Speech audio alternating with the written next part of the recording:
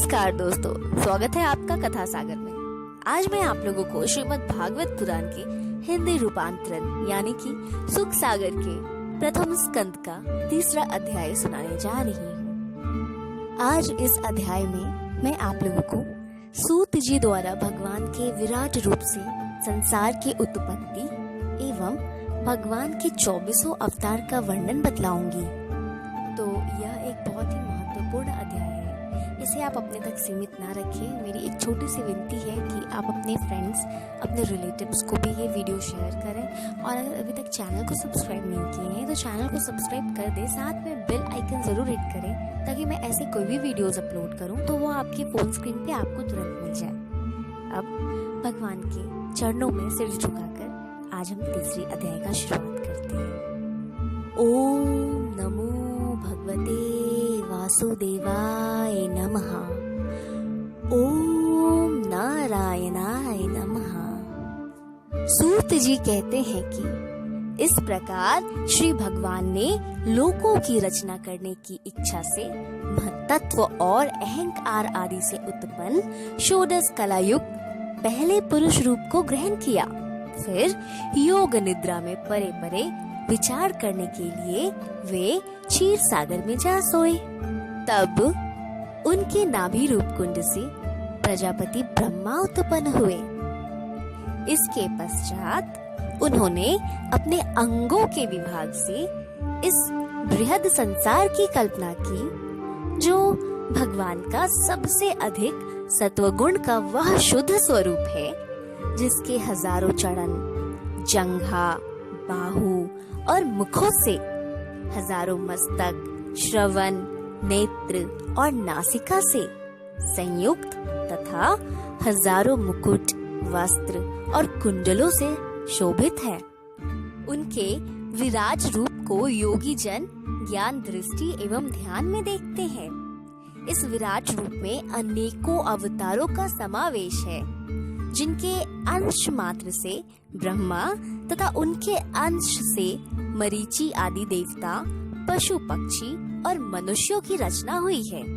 तब उसी देवता ने पहले सनत कुमार जी का अवतार लिया, जिससे ब्राह्मणों की उत्पत्ति हुई और उन्होंने कठिन अखंडित ब्रह्मचार्य को धारण किया। फिर उन यज्ञेश विष्णु जी ने सृष्टि रचना के लिए रसातल में प्राप्त पृथ्वी को उठाने के लिए दूसरा 12 अवतार धारण किया। फिर उन्होंने ही तीसरी बार नारद अवतार लेकर पंचरात नामक शास्त्र को कहा कि जिससे मनुष्य कर्म बंधनों से मुक्त हो जाता है। इसी प्रकार चौथे अवतार में भगवान धर्म की मुक्ति नाम स्त्री से नर नारायण नाम के लिए ऋषि होकर उत्पन्न हुए, जिस अवस्था में उन्होंने बुद्धि शांति के लिए कठिन तप किया है। पांचवें अवतार में वही विष्णु जी कपिल देव नामक मुनि हुए, जिन्होंने सांख्य शास्त्र को प्रकट कर आसुरी नामक ब्राह्मण से कहा। छठे अवतार में अत्रि पुत्र दत्तात्रेय हुए, जिसमें उन्होंने अत्रि पत्नी अनसुईया को वर देकर अतर्क, प्रहलाद और युधु आदि मुमुक्षु जनों को आत्मज्ञान का उपदेश दिया। फिर सातवां यज्ञ अवतार हुआ, जिसमें याम आदि देवताओं सहित स्वयंभू मनवंतर का पालन किया गया।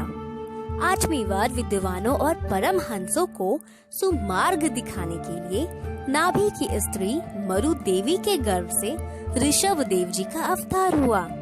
फिर ऋषियों के प्रार्थना करने पर भगवान ने 9वां पृथु अवतार धारण किया, जिन पृथु ने पृथ्वी से औषधि और अन्न आदि प्रकट किया है। यह अवतार सबसे सुंदर और श्रेष्ठ माना गया है। इसी प्रकार 10वीं बार श्री विष्णु जी ने चाक्षुक मनवंतर में प्रलय के समुद्र में मत्स्य अवतार ग्रहण किया, जिसमें पृथ्वी रूपी नौका में सब वस्तु रखकर वह स्वतः मनु की रक्षा की गई। फिर 11वीं बार विष्णु जी ने कच्छप अवतार लिया। उन्होंने अपनी पीठ पर मंदराचल पर्वत धारण कर पृथ्वी को उठाया और ऋषियों सहित अमृत के लिए समुद्र मंथन किया। 12वां धनवंतरी अवतार हुआ और 13वां मोहन रूप से दैत्यों को मोहित कर विष्णु जी ने देवताओं को अमृत पान करवाया। 14वीं बार नृसिंह जी का अवतार हुआ, जिसमें भगवान ने अपने नखों से दैत्यराज हिरण्यकश्यप का हृदय विदारण कर उसे मार डाला। उसके पश्चात 15वां वामन अवतार हुआ, जिसमें भगवान ने राजा बलि के द्वारा उससे स्वर्ग छीनने की इच्छा पूर्ण करने के लिए 3 पग पृथ्वी मांगी।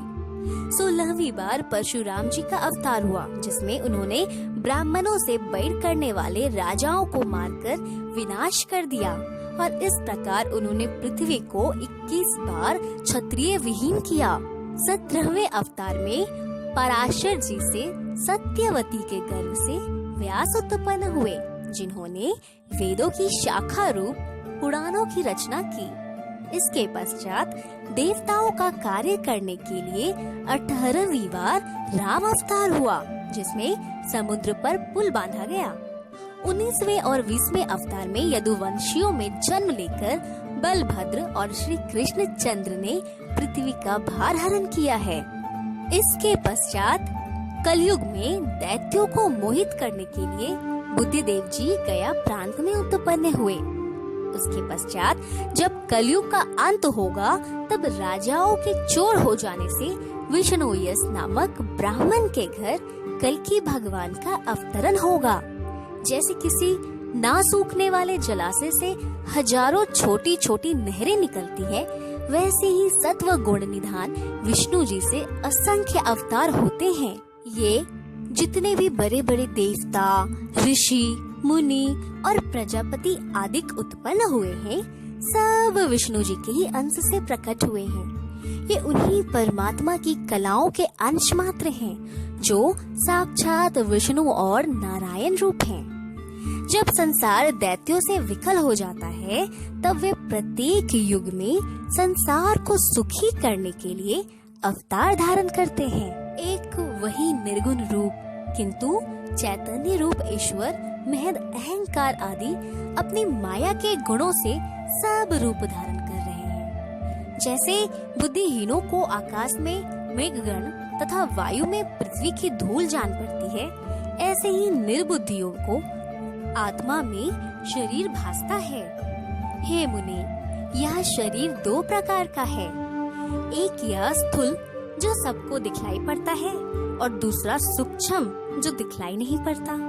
इसके अतिरिक्त एक और लिंग शरीर है, जिसमें जीव होता है और शरीर छूटने पर यही शरीर फिर दूसरे स्थान में जन्म लेता है। पहले के दोनों शरीर माया द्वारा आत्मा में कल्पित हैं, जो श्रवण तथा मनन आदि भक्ति द्वारा ज्ञान से नष्ट किए जाते हैं और तब यह जीव ज्ञान स्वरूप साक्षात ब्रह्मा हो जाता है।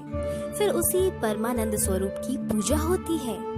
इस प्रकार वह अपनी लीला में सफल ईश्वर समस्त संसार की रचना, पालन और संहार करता है, परंतु वह किसी में आसक्त नहीं होता।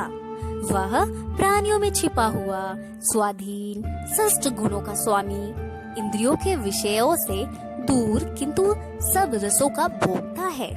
उनकी लीलाओं का अंत नहीं है। वह संसार का विधाता, मन, रूप और वचनों द्वारा विस्तार करने वाला और तर्क आदिकों से परे है। जैसे नट की लीला को कोई अनभिज्ञ नहीं जान सकता है, वैसे ही आत्मज्ञान से रहित प्राणी उस ईश्वर की लीलाओं को नहीं जान सकता है। परंतु जो भक्तजन निरंतर अपने सरल स्वभाव से उनके चरण कमलों की गंध को सूंघते हैं, वे अवश्य ही उन चक्रपाणी परमात्मा के स्वरूप को जानते हैं। आप लोग भी धन्य हैं, जो सब लोकों के स्वामी विष्णु जी में सब प्रकार से अपने मन को लगाए हुए हैं। जो इस प्रकार से अपना मन भगवान के चरणों में लगाता है, वह आवागमन से मुक्त हो जाता है। जिसमें विष्णु जी की चरित्र है, ऐसे वेद के समान इस भागवत नामक पुराण को भगवान वेद व्यास ऋषि ने बनाया है। यह परम पवित्र शास्त्र, धन का देने वाला और सब प्रकार के कल्याण करने वाला है। यह वही पुराण है जिसे बनाकर भगवान वेद व्यास ने आत्मज्ञानियों में श्रेष्ठ अपने पुत्र शुकदेव जी को संसार के कल्याण के लिए पढ़ाया था। फिर उन्हीं शुकदेव जी ने सब वेद और इतिहासों से छानकर निकाले हुए इस सारांश को अन्न तथा जल त्याग कर गंगा के तट पर बैठकर महर्षियों से घिरे हुए राजा परीक्षित को सुनाया था। ज्ञानियों सहित श्री कृष्ण जी के परम धाम चले जाने पर यह ग्रंथ पुराण रूपी सूर्य है।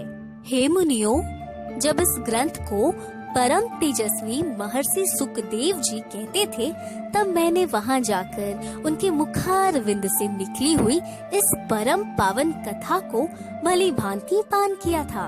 अब उसी को अपनी बुद्धि के अनुसार आप लोगों को सुनाता हूँ और इसी के साथ तीसरा अध्याय संपूर्ण होता है।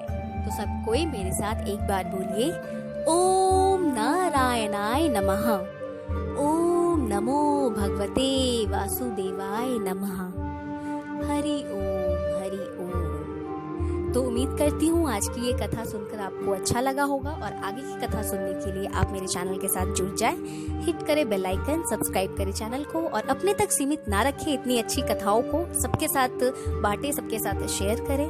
अपना ख्याल रखें, अच्छे से रहें। जल्दी मैं मिलूंगी चौथी अध्याय के साथ और अब मैं लेती हूँ आप लोगों से विदा। ओम शांति। ओम शांति।